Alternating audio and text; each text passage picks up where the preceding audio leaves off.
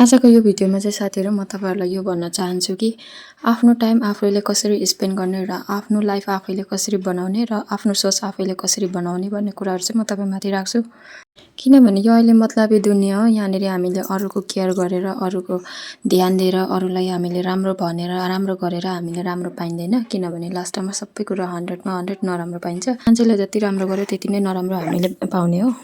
अरु कसै गलतमा जाँदैछ र आफूलाई गलत लाग्यो भने त्यसमा हामीले ज्ञान अति बुद्धि दियौं भने त्यो हो नि राम्रो हो नि भन्छ त्यतिन्जेल। तर त्यो बानी लागेको बानी मान्छेले कहिले पनि छोड्दैन र उनीहरुले मौका पायो भने लास्टमा आफूलाई नै नराम्रो पार्दिन्छ।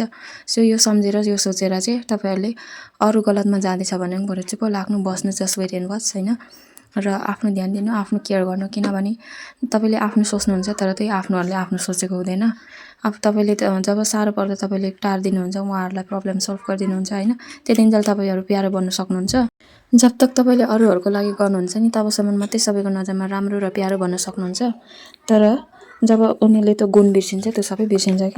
एक त त्यो भन्न चाहन्छु र अर्को यो भन्न चाहन्छु कि तपाईले जब आफ्नै सोच्नुहुन्छ तब अति बुद्धि ज्ञान दिनुहुन्छ यस्तो नगर्नु त्यस्तो नगर्नु हैन।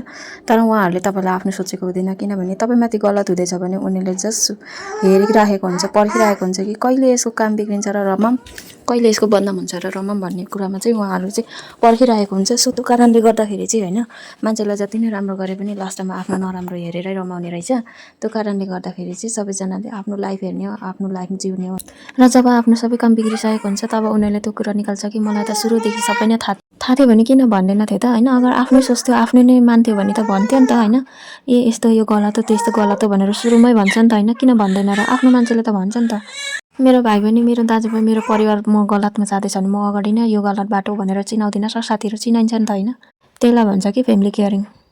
तर जसले थाहा भए चुप लागेर बस्छ जसले थाहा भएर चुप लागेर उनीहरुले सोचेको हुन्छ कि यसको कहिले बिग्रिन्छ र रमम भएर बसेकोहरुले चाहिँ आफ्नो फ्यामिली हो भन्न सकिँदैन कि त्यस्तोलाई चाहिँ।